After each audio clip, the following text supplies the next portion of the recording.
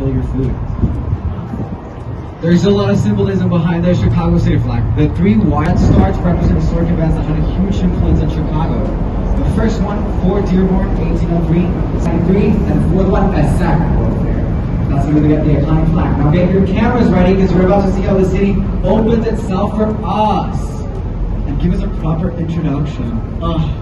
The good stuff. Let's get into architecture because that's what we love. I'd like to open the tour by talking about one of the most iconic buildings in the entire city. Because why not? St. Regis. The beautiful St. Regis has 101 stories, is the third tallest building in the skyline of Chicago, but listen up. The St. Regis is the tallest building in the world, designed by a women architect. Yeah. We love Ginny Gang, and she's been changing the game of architecture for the last couple of years. It was finished in DC, and for that they used different strategies or techniques to keep buildings from swaying or drifting in architectural terminology. They used three different strategies.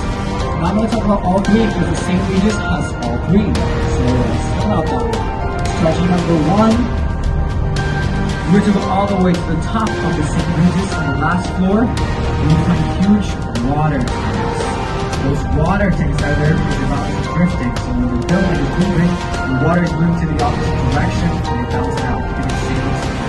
Strategy number two, if you take a look at the bottom of the building, you're going to see a bundle structure. All the buildings in the bottom are bundled up together, supporting the height of the building. And strategy number three, if you look all the way on the top of the building, you're going to see that there's two floors of the St. Regis that are gone. They're empty. They don't exist. Those are called the blown roof floors. And they basically cut the wind, allowing the building to stay safe and secure. Now there's a little secret. Those floors up there, they were actually not included in the original design. They were added after the design was completed, and they pissed off a lot of people. There's a lot of people lost a lot of money. They weren't able to sell those floors anymore. While the penthouses in the middle one was sold for $24.5 million. But in my opinion, it looks so much better like that. That's a little edgy kind of touch. Now let's talk about the name Chicago. We sure have a lot of nicknames. The second city, the windy city, the city of broad shoulders, and many others. But where does the name Chicago come from? Well, for that I have to honor the native people that owned the land before Jean-Baptiste Pontusabo first arrived back in 1779. He was the founding father. This was called the Council of the Three Fires, the keepers of the faith, the keepers of the trade, and the keepers of the order. And the name comes from their language, Chicago, which means stinky onion. Yep, I know. This area was very muddy and smelly. And in the 1700s, and they used to call it the stinky onion or the crazy garlic. So when New York gets to call themselves the Big Apple, here in Chicago we call ourselves the stinky onions. Proudly. Now let's look into more architecture and let's talk about this beautiful building with lots of windows, American flags on the top, a clock, Viking looking building. This is a Wrigley Building. St. Wrigley as Wrigley Field, the baseball stadium here in Chicago. Go check it out on the north side. Wrigley the Gum and Wrigley the Candy. The building was constructed in the early 20s, and this is the time in America where architects in Chicago didn't have their own unique architectural style developed. So what did they do? They started copying European architecture. This building was inspired by a Spanish cathedral in Sevilla, Spain called La Giralda. It looks just like that. You notice close, you'll see that the building also has terracotta tiles. Those terracotta tiles have to be hand cleaned once a year. And I don't know whose job is that because I'm terrified of heights. But enough of Europe. Bye Spain. Peace out. Let's talk American. Let's really get more American. This coming up needs no introduction because it has a huge name tag all over the building. This is the Trump International Hotel and Tower. This beautiful building was finished in 2009. It's the second tallest building in the entire city. And it's using a style of architecture called contextualism. Contextualism is a very specific style of architecture that is all about being in conversation with its context, honoring its surroundings. That's why if you notice closely, you see that the building is reflecting the city and has 3 different set of patios. 1, 2, 3. Each set of patios actually matches the height of the buildings around it. The first patio is the same height as the Wrigley Building, the one we saw earlier. The second patio is the same height as Marina City, the Sears Towers that we're going to see up next. And the third patio is the same height as Amen Medical Plaza, the black box building right behind it. It's trying to honor the surroundings and not outshine them, really putting modern architecture. The building was designed by Adrian Smith. He's also known to be the world's tallest architect. Not because he's the tallest, 5'7" short king just like me, but because he designed the tallest building in the world, which would be the Burj Khalifa in Dubai. Shout out to people from Dubai. Now get your cameras ready, because you are about to see a true showstopper. Truly a masterpiece. These are the corn-shaped towers of Marina City. You have to take lots of pictures, because this building is the most photographed building in the entire city, in the entire tour. These are the Kardashians of the tour, so let's get them famous. Designed by the architect Bertrand Boulder as a social experiment. By the time the river was contaminated with a lot of waste, trash, and chemicals, and the downtown area used to be a very industrial area. So nobody wanted to live and work in the same space. It was dirty, it's not cute today. But Bertrand had the hope that if he was able to construct a beautiful building that had it all, he would actually be able to attract people into the downtown area, a city within a city, an introverse paradise. This building has everything that you could possibly imagine, from restaurants to salons, indoor skating rink, House of Blues is in there, bowling. If you can think of it, it probably has it. Right below it is an all-year marina where you can park your boat. And if you have a boat, I'm free after 9:30. Let me know. Now if you're wondering, has your car ever been thrown from all those balconies? The answer is yes, baby, because this is Chicago, where the movie The Hunter of Car was literally shot straight into the river. It's kind of crazy, you can check it out. Now speaking of the river, I'm going to invite you to take a look to your left side, because you're going to spot the Pearl of Chicago. These are beautiful Chicago river walks. 1.3 miles of attractions, restaurants, and bars. Is the perfect way to involve a vibrating city with the beauty of the Chicago River. The project started construction in 2003, finished in 2016, took them 13 years to build it, but it was actually first introduced in the 1900s by Daniel Burnham, the Burnham plan in 1909. So it actually took them 100 years to start building the Chicago Riverwalk. So if you're here, you might as well come and enjoy it, especially in a beautiful sunny day like this.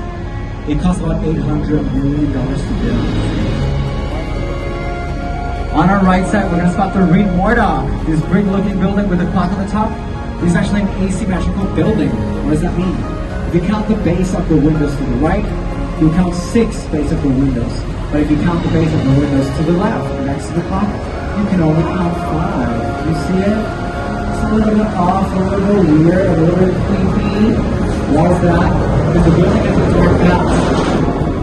When they were expanding the city of Chicago, they needed to expand LaSalle Street, which is this street that we just crossed. But they had one problem. The Reed Murdoch was on the way. So what did they do? They cut it, put some makeup on, thought nobody would ever notice. But I did. So now I tell everyone about it in my tour. It is currently home for Encyclopedia Britannica. Everybody knows what that is.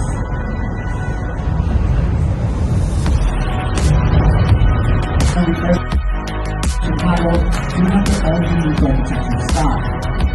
Lakeland is a different story. Art Deco. These America is high speed. They have money and they want to spend it. These are the orange 20s, a team of wealth and optimism. A little bit of a show off. The one crazy dramatic purpose that look like is to celebrate life. Inset windows, vertical lines, and Indiana limestone really attracts your eye and makes the building look bigger than it actually is. The Merchandise Mart used to be the biggest commercial building in the entire world for many, many years. It's so big It occupies 2 entire C blocks, has 43 elevators, and its own zip code, and its own train station. It was owned by the Kennedy family. So my theory is that if you come close enough to the building, you'll actually be able to smell the money coming out of it. So we can guess what that is. Now we are entering the iconic Wolf Point. I love Wolf Point. With the 360-degree view, Wolf Point is so beautiful for so many reasons. There's so much air between Wolf Point, such expansive, and you can feel how Wolf Point is talking to you and vibrating and reflecting the entire view of the city.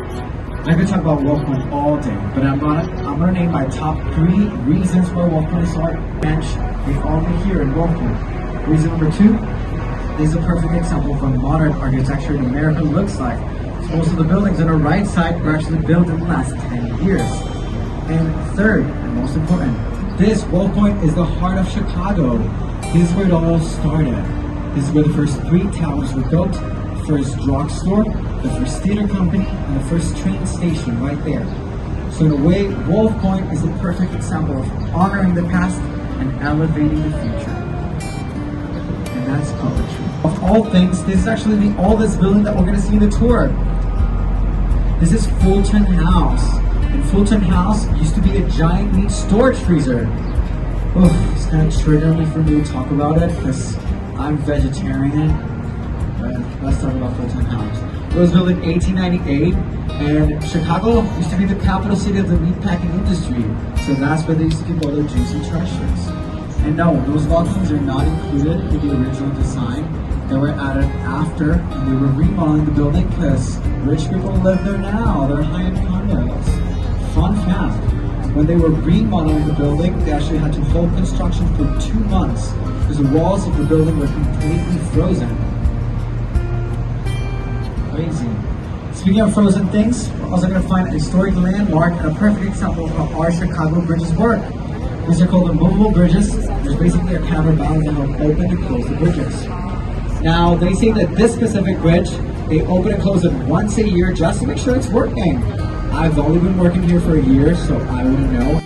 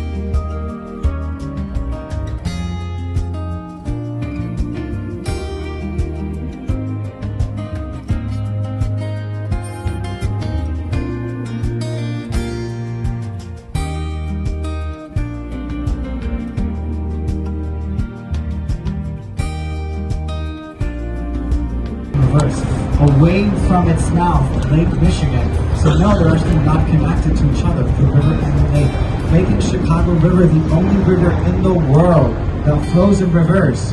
Now all the trash from thousands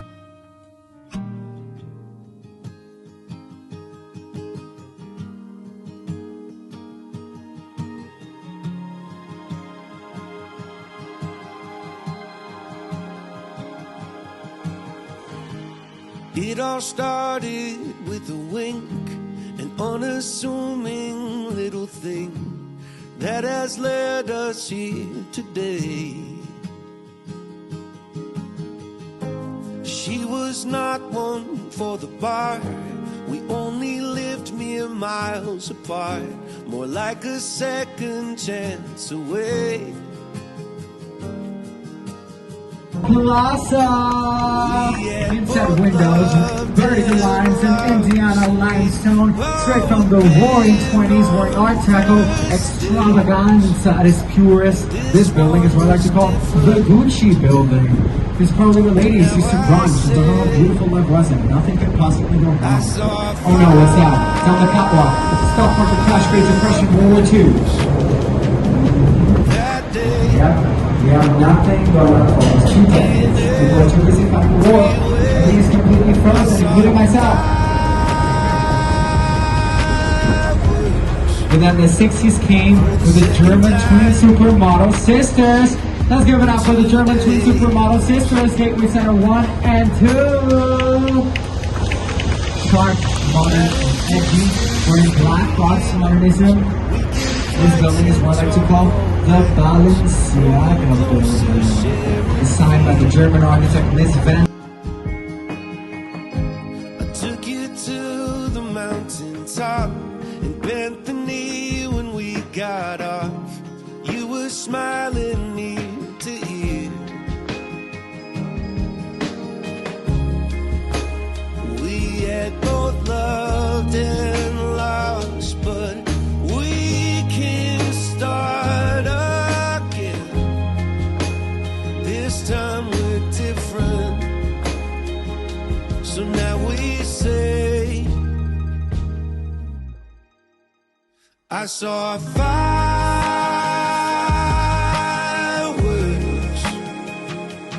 that day in every way. I saw fireworks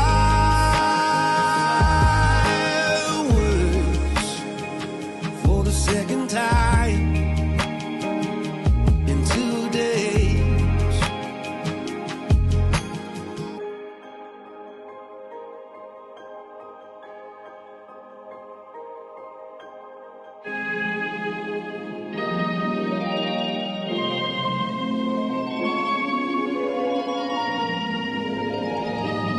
You're my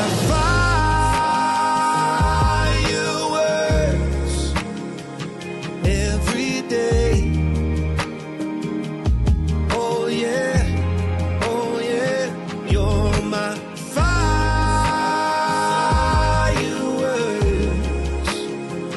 Let's never change anything.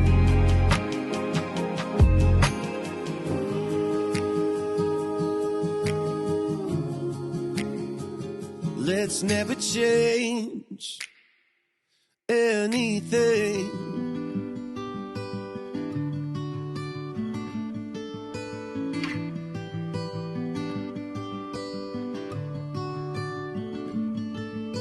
The light is fading fast. From this old town we gotta go. Our bags are packed, so what we waiting for? There's no point in delaying what we both already know. Escape this time with me.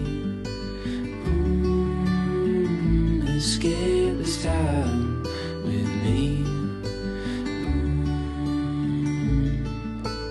We could rent a room and watch the stars dance round the moon.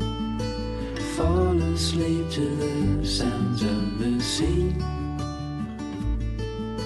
With you right by my side, it's such a sweet life. Escape this time with me.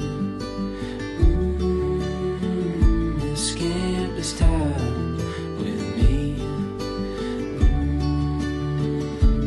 Nowhere else to be. Escape